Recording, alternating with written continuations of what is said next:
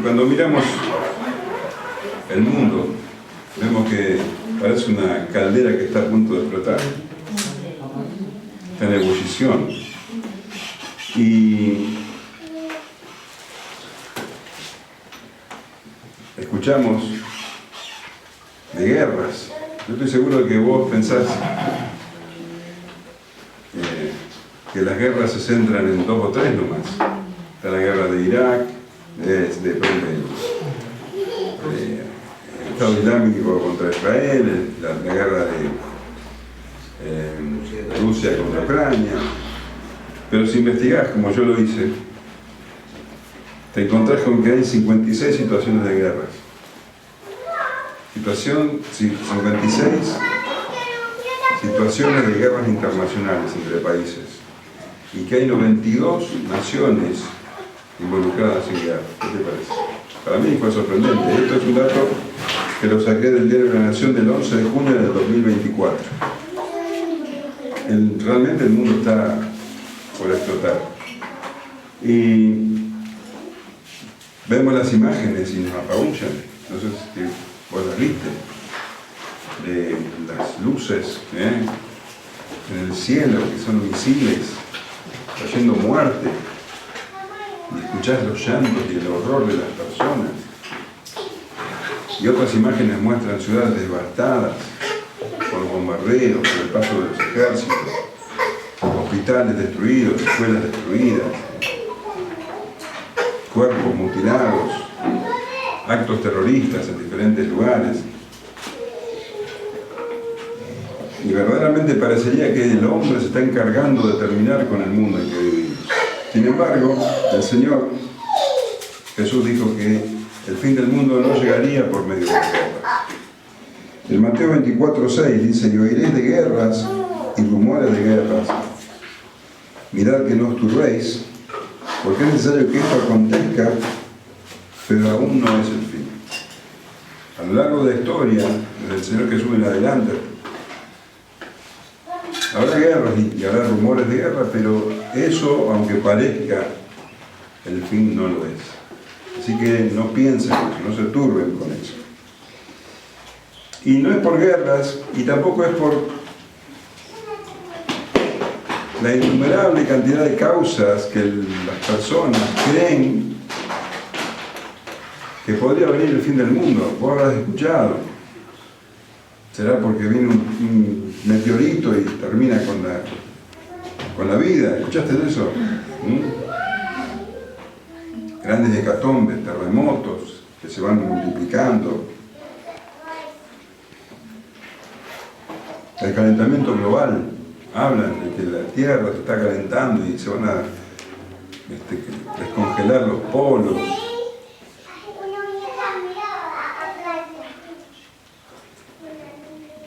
Pestes, pandemias. Y realmente la gente está preocupada por esas cosas. La superpoblación habla de que va a haber falta de alimentos. El Señor dice que no será por nada de eso. El fin del mundo no llegará por esas cosas. Esas cosas ocurrirán aquí y allá, en determinados momentos, pero eso no traerá el fin. Y el Señor dice: porque se levantará nación contra nación y reino contra reino, y habrá pestes y hambres y terremotos en diferentes lugares. Y todo eso será principio de dolores. Principio de dolores. Está hablando de dolores de parto. Principio de dolores. Yo, gracias a Dios, no lo he sufrido. Pero sé que los principios de dolores no se comparan con los dolores finales. Entonces, estas cosas son dolorosas, pero lo que va a venir al final va a ser mucho peor. Entonces, el fin del mundo no va a ser por estas cosas que la gente cree. El fin del mundo va a ser causado por una persona, por la venida del Señor Jesucristo. Y el apóstol Juan, con lenguaje simbólico, lenguaje apocalíptico, describe esa venida En el libro de Apocalipsis, capítulo 19, versículo 11 en adelante, y dice así, y vuelvo a repetir que es lenguaje simbólico. Entonces vi el cielo abierto, y aquí un caballo blanco, y el que lo montaba se llama Fiel y Verdadero, y con justicia juzga y pelea. Sus ojos eran como llama de fuego, y había en su cabeza muchas diademas, y tenía un nombre escrito que ninguno conocía sino él mismo. Estaba vestido de una ropa teñida en sangre, y su nombre es Verbo de Dios. Y los ejércitos celestiales, vestidos de lino finísimo, blanco y limpio, le seguían en caballos blancos. De su boca sale una espada aguda para herir con ella a las naciones, y él las regirá con vara de hierro, y él pisa el lagar del vino, del furor y de la ira del Dios Todopoderoso. Y en su vestidura y en su muslo tiene escrito este nombre: Rey de Reyes y Señor de Señores. Esto es lo que traerá el fin del mundo. El Señor Jesús vendrá. Y esto ocurrirá cuando la gente menos lo espere. Va a ser completamente inesperado. La Escritura lo compara como cuando un ladrón entra en la noche en una casa y sus habitantes no están avisados. Porque si sabrían cuándo llega ese ladrón, se prepararían. Y en Lucas 12:39 leemos: pero sabed esto, que si supiese el padre de familia a qué hora el ladrón había de venir, velaría ciertamente y no dejaría minar su casa. Vosotros, pues, también estad preparados, porque a la hora que no penséis, el Hijo del Hombre vendrá. Está diciendo a sus discípulos que debemos estar preparados. Y el apóstol Pedro escribe en su segunda carta, en el capítulo 3, versículo 10: pero el día del Señor vendrá como ladrón en la noche, en el cual los cielos pasarán con grande estruendo, y los elementos ardiendo serán deshechos, y la tierra y las obras que en ella hay serán quemadas. El Hijo del Hombre vendrá. Los judíos sabían, porque conocían las profecías del Antiguo Testamento, que el Mesías llegaría a la tierra a establecer el reino de Dios y que traería juicio sobre sus enemigos y que vendría en gran gloria. Pero ellos no comprendían que esa venida del Mesías sería en dos etapas. En la primera, el Mesías vendría no en gloria, sino en humillación, y traería el reino de Dios a la tierra, pero no de manera visible, como ellos esperaban. El domingo pasado lo vimos. Los judíos esperaban que el Mesías, el Cristo, el ungido de Dios, viniera en gran gloria y traería juicio sobre sus enemigos, sobre el imperio romano. Ellos esperaban que el Mesías viniera como un capitán, un general, al mando de tropas, de un ejército poderoso, y que estableciera el reino de Dios, que sería el reino de Israel, con prosperidad y poder. Eso es lo que ellos esperaban. Pero vino el Mesías, pero en vez de traer gloria, vino en humillación. Y el reino de Dios que establecía no era visible, sino que lo establecía en los corazones de todos aquellos que creerían en Él. Por eso, la mayoría del pueblo de Israel, y sobre todo sus líderes, rechazaron este Mesías, porque no era lo que ellos esperaban. Y tal era así, que un día, y lo veíamos el domingo pasado, unos fariseos, unos maestros de la ley, lo confrontaron, lo enfrentaron al Señor Jesús diciéndole: ¿cuándo vas a traer el reino de Dios? ¿O cuándo se va a manifestar el reino de Dios? Vos sos el Mesías. ¿Qué clase de reino estás estableciendo? Vamos a leer Lucas 17:20. Preguntado por los fariseos ¿cuándo había de venir el reino de Dios? Le respondió y dijo, el reino de Dios no vendrá con advertencia, ni dirán helo aquí o helo allí, porque he aquí el reino de Dios está entre vosotros. El reino de Dios ya había venido, pero los fariseos y la mayoría de los judíos no lo veían, porque el reino era espiritual y solo lo recibían aquellos que creían en el Señor Jesús. Y leemos en Juan, capítulo 1, versículo 10. En el mundo estaba, y el mundo por él fue hecho, pero el mundo no le conoció. A los suyos vino y los suyos no le recibieron. Mas a todos los que le recibieron, a los que creen en su nombre, le dio potestad de ser hechos hijos de Dios. El reino de Dios establecía en el corazón de los que lo recibieron a Jesucristo. Y a ellos les dio potestad de ser hechos hijos de Dios. Entonces, lo que hizo el Señor en la primera venida es abrir la puerta al reino por medio de la fe. Él con su sacrificio en la cruz pagó por los pecados y ganó el perdón para todos aquellos que se arrepentían y creían en Él. Eso es lo que Él hizo en la cruz. Y así dividió al mundo en dos. Y en Juan 3:18 dice, el que en Él cree no es condenado, pero el que no cree ya ha sido condenado porque no ha creído en el nombre del unigénito Hijo de Dios. El Señor Jesús, en su primera venida, dividió el mundo en dos. Los que creen y son salvos y los que no creen y son condenados. Y esa división es la que está hasta el día de hoy y continuará, hasta que Él venga.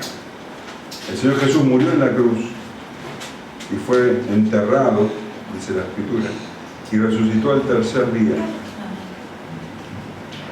venciendo la muerte. Y estuvo 40 días con sus discípulos enseñándoles sobre los asuntos del reino, dice el libro de los Hechos. Y luego ascendió a los cielos. Y estos los discípulos lo vieron ascender. Y Él está allí, gobernando el universo, porque Él es el Rey, a la diestra del Padre. Y un día volverá. Y cuando vuelva, lo hará en gloria. Y traerá el pago a todos sus enemigos. Esto era lo que los judíos no entendían. La primera vez vino en humillación, la segunda vez vendrá en gloria. La primera vez vino a establecer el reino en los corazones de aquellos que creen. La segunda vez vendrá a buscar a los que creyeron y a dar retribución a los que no lo hicieron. Hoy estamos en ese tiempo donde el Señor está reinando en los cielos y estamos esperando que venga. Y Él lo anunció, lo leíamos también el domingo pasado en Lucas 17:22, y dijo a sus discípulos, tiempo vendrá cuando desearéis ver uno de los días del Hijo del Hombre y no lo veréis. Y os dirán, helo aquí o helo allí, no vayáis ni lo sigáis. Este es el tiempo en que nosotros estamos viviendo, en que anhelamos que Él venga, pero todavía no se cumple. Y cuando venga, lo hará con tal gloria como nunca los judíos imaginaron. Mateo 24:30 dice, entonces aparecerá la señal del Hijo del Hombre en el cielo, y entonces lamentarán todas las tribus de la tierra, y verán al Hijo del Hombre viniendo sobre las nubes del cielo con poder y gran gloria. Este evento ocurrirá cuando nadie se lo espere. Vendrá, como decíamos, como ladrón en la noche. Y el Señor Jesús lo describe como cuando se ve un relámpago en medio de la oscuridad. Porque como el relámpago que al fulgurar resplandece desde un extremo del cielo hasta el otro, así también será el Hijo del Hombre en su día. Vendrá de manera inesperada y todos lo van a ver. Ese día Para aquellos que están preparados, para sus discípulos, será un día de gran gozo, es el día deseado, como leemos en Romanos. Gemimos por dentro, anhelando su venida. Pero para el resto, será un día de horror y de lamento. Vamos a leer Lucas 17, 26 al 37, hasta el final del capítulo, donde el Señor describe precisamente cómo será su venida. Acordate que los discípulos, los fariseos le habían preguntado cuándo establecería el reino. El Señor está contestando esa pregunta. Como fue en los días de Noé, así también será en los días del Hijo del Hombre. Comían, bebían, se casaban y se daban en casamiento hasta el día en que entró Noé en el arca y vino el diluvio y los destruyó a todos. Asimismo, como sucedió en los días de Lot, comían, bebían, compraban, vendían, plantaban, edificaban. Mas el día en que Lot salió de Sodoma, llovió del cielo fuego y azufre y los destruyó a todos. Así será el día en que el Hijo del Hombre se manifieste. En aquel día, el que esté en la azotea y sus bienes en casa, no descienda a tomarlos. Y el que en el campo, asimismo, no vuelva atrás. Acordaos de la mujer de Lot. Todo el que procure salvar su vida la perderá, y todo el que la pierda se la salvará. Os digo que en aquella noche estarán dos en una cama, el uno será tomado y el otro dejado.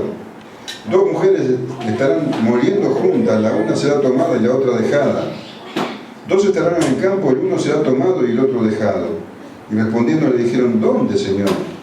Él les dijo, donde estuviera el cuerpo, allí se juntarán también las águilas.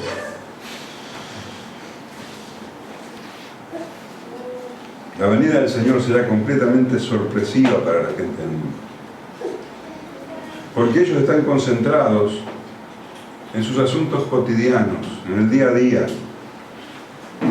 Están concentrados en sus relaciones familiares, en sus relaciones sociales, en sus trabajos, en sus estudios. Eso es lo que ocupa sus pensamientos, sus deportes favoritos, la economía del país, la política. Eso es lo que ocupa sus pensamientos. Y no quieren escuchar que nadie les hable de un Dios justo que está airado contra los pecadores.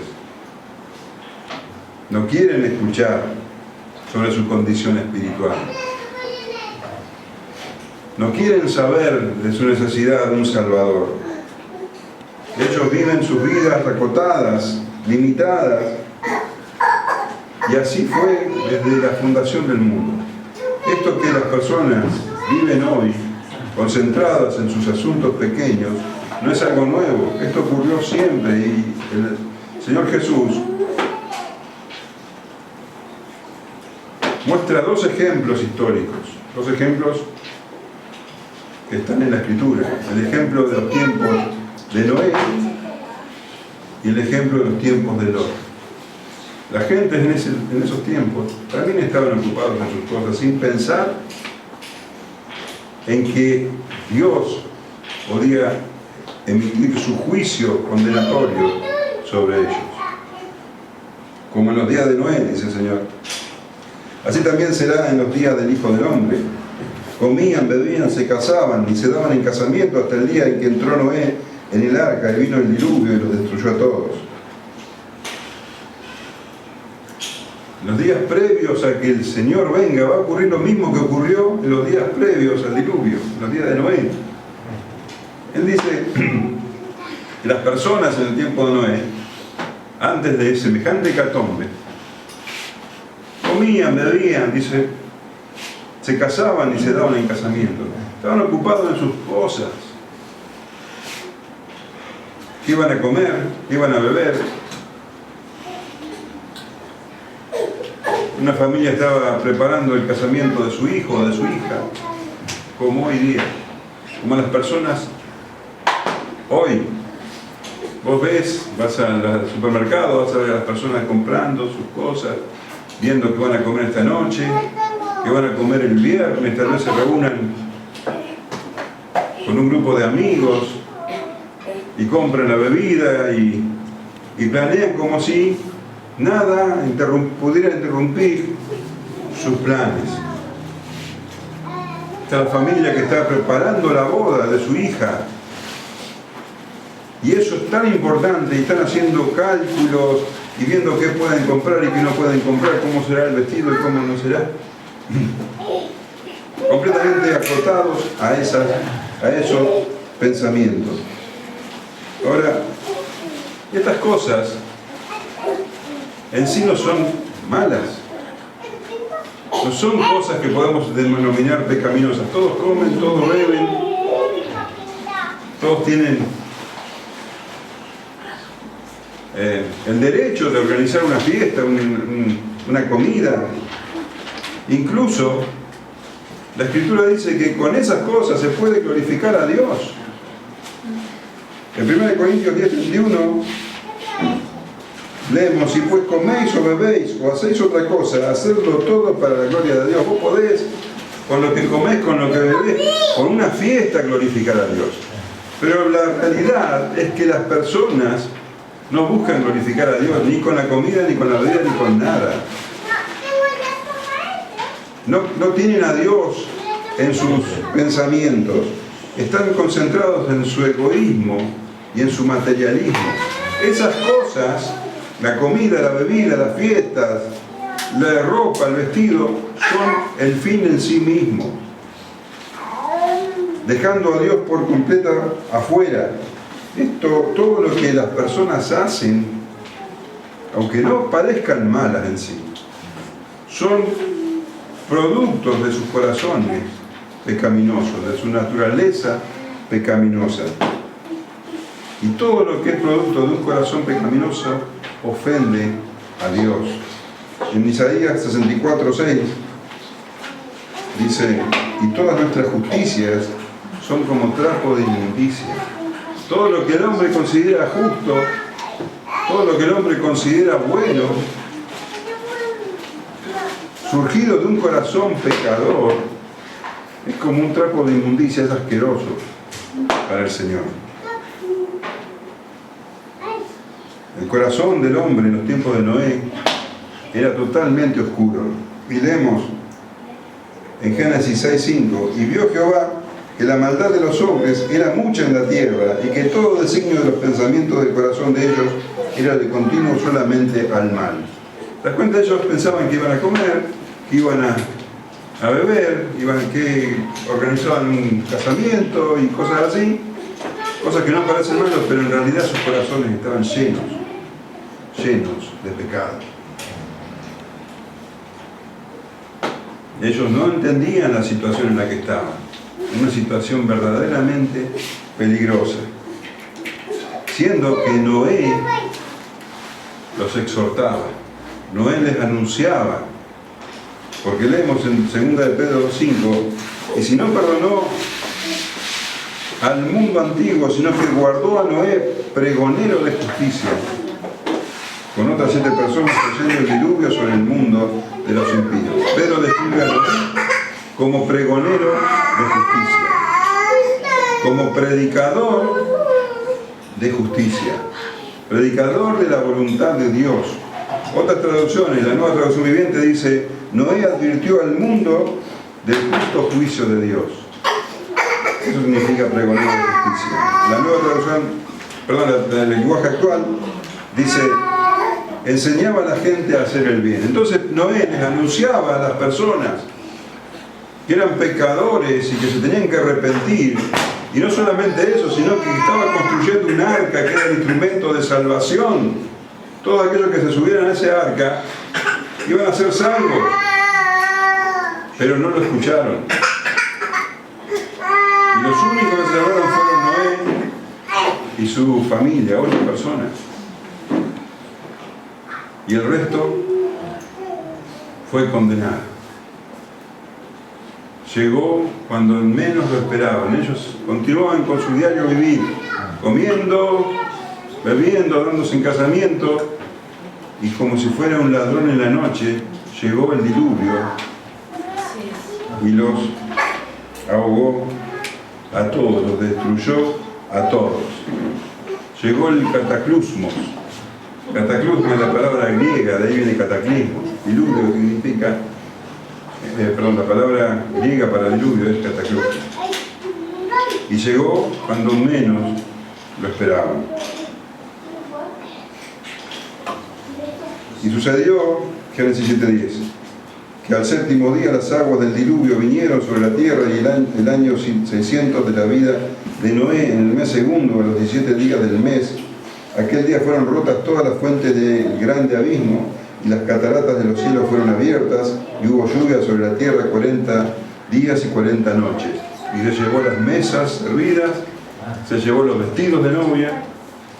Y el resultado, dice en Génesis 7:21, y murió toda carne que se mueve sobre la tierra, así de aves como de ganado y de bestias, y de todo reptil que se arrastra sobre la tierra y todo hombre. Todo lo que tenía aliento de espíritu de vida en sus narices, todo lo que había en la tierra murió. Así fue destruido todo ser que vivía sobre la faz de la tierra, desde el hombre hasta la bestia, los reptiles, las aves del cielo, y fueron raídos de la tierra, y quedó solamente Noé y los que estaban con él en el arca.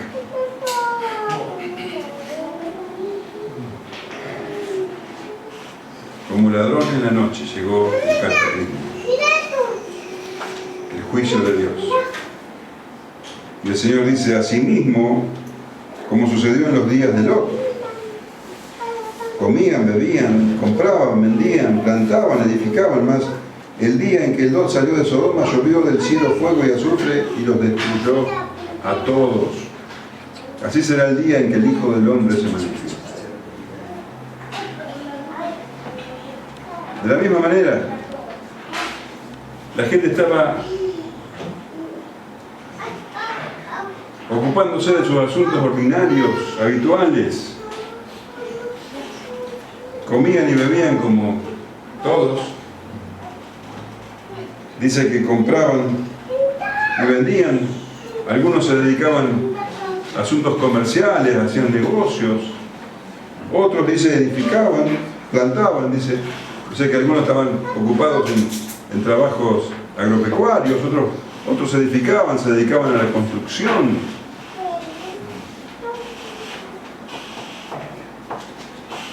Había quien planificaba, había quien construía, todos se dedicaban a sus cosas. Y en realidad, como decíamos con lo que hacían en los tiempos de Noé, acá también vemos que son cosas que en sí mismas no tienen nada de malo. Pero siempre muestran cuando esas cosas absorben por completo a las personas, cuando eso es todo lo que a ellos les importa, esas cosas se transforman en sus propias cárceles, en sus dioses, en idolatría, y reniegan de Dios y el materialismo y el egocentrismo es lo que hay en sus corazones. Y sabemos que Sodoma era un antro de pecado. El nombre de Sodoma se lo identifica con el pecado de la homosexualidad hoy día. Entonces ellos comían, bebían y compraban y vendían, y el pecado crecía, porque eso es lo que hay en el corazón del hombre.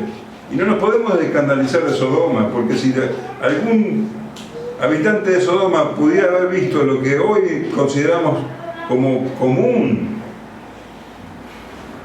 seguramente se escandalizaría de nosotros, porque el pecado abunda en estos días.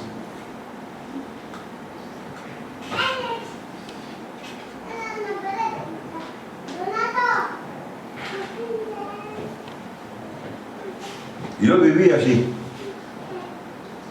en Sodoma. Pero viviendo en Sodoma no era como los demás. Él era distinto. Pero dice que Lot vivía abrumado por el pecado. En 2 de Pedro 2:7 dice, y libró al justo Lot, abrumado por la nefanda conducta de los malvados, porque este justo que moraba entre ellos afligía cada día su alma justa, viendo y oyendo los hechos inocuos de ellos.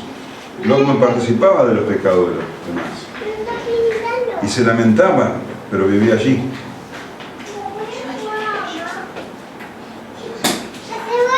Y vemos que la Escritura llama a Lot y a Noé justos, aunque sabemos, lo tenemos escrito, no eran personas perfectas, tenían sus bajezas, pero lo que tenían en común es que ellos escucharon a Dios y huyeron del juicio, estuvieron preparados. Y en Génesis 19:14 leemos: entonces salió Lot y habló a sus yernos, los que habían de tomar sus hijas, y les dijo: levantaos, salid de este lugar, porque Jehová va a destruir esta ciudad. Mas pareció a sus yernos como que se burlaba. Eso que les estaba diciendo era una tontería para sus yernos. Y dice que cuando Lot salió de la ciudad, llovió del cielo fuego y azufre y los destruyó a todos. Llegó el juicio de Dios cuando menos lo esperaban. Ese día iba a ser para ellos un día común y corriente, no esperaban que ocurriera nada asombroso, nada malo. Sin embargo, llegó como ladrón en la noche. Y en Génesis 19:24 leemos: entonces Jehová hizo llover sobre Sodoma y sobre Gomorra azufre y fuego de parte de Jehová desde los cielos, y destruyó las ciudades y toda aquella llanura, con todos los moradores de aquellas ciudades y el fruto de la tierra. Y el Señor dice: así será el día en que el Hijo del Hombre se manifieste. Así será cuando el Hijo del Hombre se manifieste en su segunda venida. Y el apóstol Pablo escribe a los tesalonicenses: porque vosotros sabéis perfectamente que el día del Señor vendrá así como ladrón en la noche, que cuando digan paz y seguridad, entonces vendrá sobre ellos destrucción repentina, como los dolores a la mujer encinta, y no escaparán. Ellos dirán: estamos en un tiempo tranquilo, un tiempo de paz, podemos seguir nuestras vidas, y el juicio de Dios vendrá. Y todos los que lo rechazaron o ignoraron el mensaje del Señor recibirán retribución. Apocalipsis 6:15 dice: y los reyes de la tierra, y los grandes, los ricos, los capitanes, los poderosos, y todo siervo y todo libre, se escondieron en las cuevas y entre las peñas de los montes, y decían a los montes y a las peñas: caed sobre nosotros y escondednos del rostro de aquel que está sentado sobre el trono y de la ira del Cordero, porque el gran día de su ira ha llegado, y ¿quién podrá sostenerse en pie? En aquel día, dice el Señor, el que esté en la azotea y sus bienes en casa, no descienda a tomarlos, y el que en el campo asimismo no vuelva atrás. Cuidado con lo que vos considerás importante. Si estás en la azotea, en el techo de tu casa, le dice: no se aferren a las cosas valiosas de su casa. Está diciendo: cuidado con tu corazón, cuidado con amar este mundo. Vos tenés que estar preparado para cuando el Señor vuelva. Los deseos de tu corazón no tienen que ser lo que desean todos: cosas materiales, afectos pasajeros.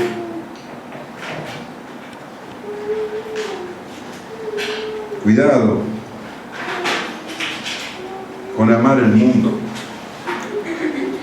porque lo que el mundo ofrece no viene del Padre, sino del mundo, y el mundo pasa. Pero aquellos que hacen la voluntad de Dios, dice, permanecen para siempre. Y el Señor, de cuidado con estar pendientes de las cosas del mundo, como en el tiempo de Lot, como en el tiempo de Noé. Cuidado con amar y pensar que esas cosas, comprar, vender, el deporte o la política son lo importante. Cuidado, acuérdense de la mujer de Lot, dice el Señor. Acordaos de la mujer de Lot. Es un ejemplo atroz de personas que aman el mundo, que aman lo que dejan. Después de que los ángeles sacaran de Sodoma a Lot, a su esposa y a sus hijas, los ángeles, uno de ellos, les hablan y les dicen así. Génesis 19 dice: escapa por tu vida, no mires tras ti, no pares en toda esta llanura, escapa al monte, no sea que perezca, no te detengas, no te detengas. Y la mujer de Lot no hizo caso. Y vemos en Génesis 19, 26, entonces la mujer de Lot miró atrás, a espaldas de él, y se volvió estatua de sal. Podría haber escapado y se quedó, porque amaba lo que dejaba, amaba al mundo, y se quedó, no fue salva. Acuérdense de la mujer de Lot, dice el Señor. Acuérdense, porque donde esté tu tesoro, allí estará tu corazón, dice de Mateo 6, 21. El verdadero seguidor de Cristo no está pendiente de las cosas del mundo. Todo lo que Él busca, todo lo que Él ama, todo lo que Él quiere es la gloria de Dios. Busca la gloria de Dios, el reino de Dios y su justicia. Todo el que procure salvar su vida la perderá, y todo el que la pierda la salvará. Todos aquellos que amen los bienes terrenales, ellos, en el día en que el Señor se manifieste, recibirán el juicio de Dios. Aunque vayan a la iglesia, aunque externamente parezcan consagrados, el corazón es lo que el Señor mide. Él pesa los corazones. Y aquellos que en vez de amar a Dios aman las cosas terrenales, en ese día será manifestado. Y todo el que la pierda la salvará.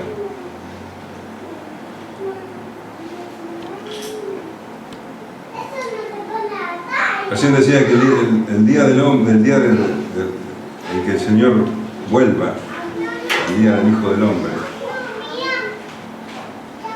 llegará con sorpresa sobre el mundo. El mundo seguirá en su rutina. Pero los días previos van a ser días difíciles para los hijos de Dios, para la iglesia. El mundo siempre está en contra de los creyentes, siempre odia a las personas que le dicen la verdad. Pero eso irá creciendo hasta los días previos a la venida del Señor, donde el testimonio de la iglesia se terminará. Dice Mateo 24:9: entonces os entregarán a tribulación y os matarán, y seréis aborrecidos de todas las gentes por causa de mi nombre. Muchos tropezarán entonces y se entregarán unos a otros, y unos a otros se aborrecerán. Y muchos falsos profetas se levantarán y engañarán a muchos. Y por haberse multiplicado la maldad, el amor de muchos se enfriará. Mas el que persevere hasta el fin, éste será salvo. Y será predicado el Evangelio del Reino en todo el mundo para testimonio a todas las naciones, y entonces vendrá el fin. La persecución se incrementará en esos días, y el testimonio de la iglesia llegará a su fin. El mundo pensará que venció, pero en realidad ya el número de los escogidos alcanzó su meta, y ya el testimonio de la iglesia concluyó. Y en Apocalipsis 11:7, Juan describe esos tiempos previos a la venida del Señor, como él lo hace en Apocalipsis, con lenguaje figurado, con un lenguaje simbólico. Él describe a la iglesia como los dos testigos. Y dice así: cuando hayan acabado su testimonio, la bestia que sube del abismo hará guerra contra ellos. La bestia que sube del abismo, lo leemos en el capítulo 13 de Apocalipsis. Se trata del sistema político y el sistema de pensamiento.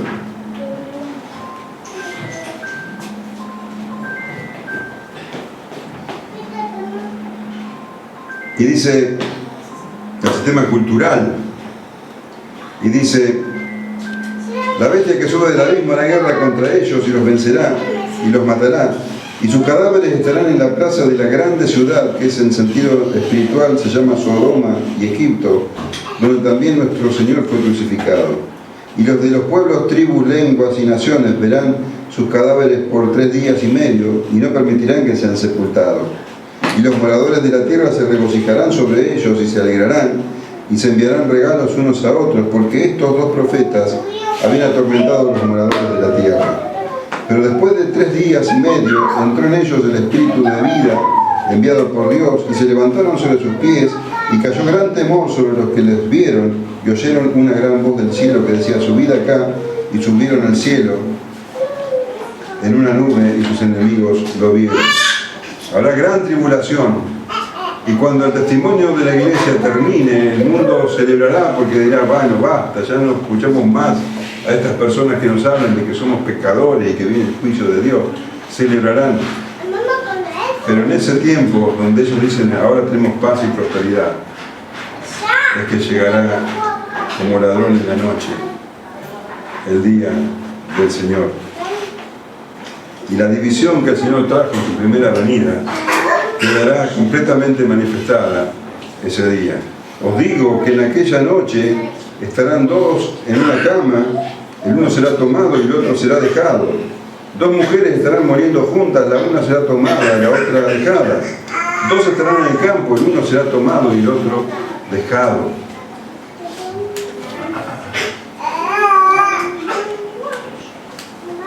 El apóstol Pablo habla en la carta a los tesalonicenses que cuando el Señor venga, los que están vivos, los creyentes que van a estar vivos en ese tiempo, van a ser tomados, van a ser arrebatados para recibirlo en el aire, dice así. Vamos a leer 1 Tesalonicenses 4:15. Por lo cual os decimos esto en palabra del Señor, que nosotros que vivimos, que habremos quedado hasta la venida del Señor, no precederemos a los que durmieron. Porque el Señor mismo, con voz de mando, con voz de arcángel y con trompeta de Dios, descenderá del cielo, y los muertos en Cristo resucitarán primero. Luego nosotros, los que vivimos, los que hayamos quedado, seremos arrebatados juntamente con ellos en las nubes para recibir al Señor en el aire, y así estaremos siempre con el Señor. Cuando el Señor venga, y esto va a ser algo que va a durar un abrir y cerrar de ojos, nos dice la Escritura. Los creyentes muertos van a resucitar, sus almas glorificadas se van a reunir con sus cuerpos glorificados. Y los que están vivos en ese tiempo van a ser tomados para encontrarse con el Señor que viene a establecer su reino. Y acá dice que en algún lugar del mundo va a ser de noche y van a estar durmiendo, y en otro lugar va a ser de día, o sea que va a ser en un solo momento. Y en una cama van a estar 2, un matrimonio. Y capaz que los 2 van a la iglesia, pero dice uno será tomado y el otro será dejado. Uno será levantado con el Señor y el otro será dejado para condenación. Porque el Señor ve los corazones. Y hay 2 mujeres ya en el lugar donde es de día, en otro lado de la tierra. Y están trabajando juntas. Y una será tomada y la otra será dejada. Y otros están en el campo y uno será tomado y el otro dejado.